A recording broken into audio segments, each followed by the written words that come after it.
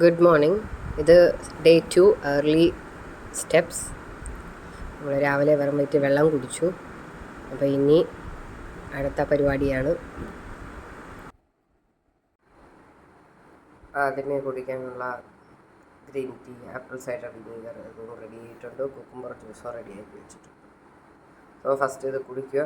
Green tea vinegar ഇത് കുടിച്ച് ഒരു അരമണിക്കൂറിന് ശേഷം കുക്കുംബർ ജ്യൂസ് കുടിക്കുക. ബോട്ടിലേക്ക് ഒഴിക്കാൻ വേണ്ടിയതാ ഓട്സ് ഷേക്ക് ഞാൻ റെഡിയാക്കി വെച്ചേക്കാണ്. ഇനി ഇത് ബോട്ടിലേക്ക് ഒഴിക്കാം.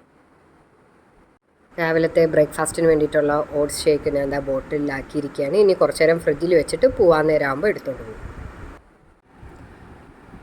കുക്കുംബർ ജ്യൂസ് റെഡിയായിട്ടുണ്ട്. നേരത്തെ തന്നെ റെഡിയാക്കി വെച്ചു, എന്നിട്ട് ഫ്രിഡ്ജിലാക്കി വെച്ചു. ഇത് കുടിക്കാം. ഉച്ചത്തേക്ക് വേണ്ടിയിട്ടുള്ള ലഞ്ചാണിത്. 2 ഗോതമ്പ് ദോശയും കൂട്ടത്തിൽ കുറച്ച് കടലക്കറിയാണ്.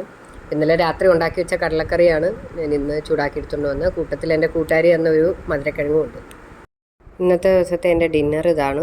ഇത് ചക്കയും പാലും അരിപ്പൊടിയും കൂടെയൊക്കെ വെച്ച് ഉണ്ടാക്കുന്നൊരു സാധനമാണ്.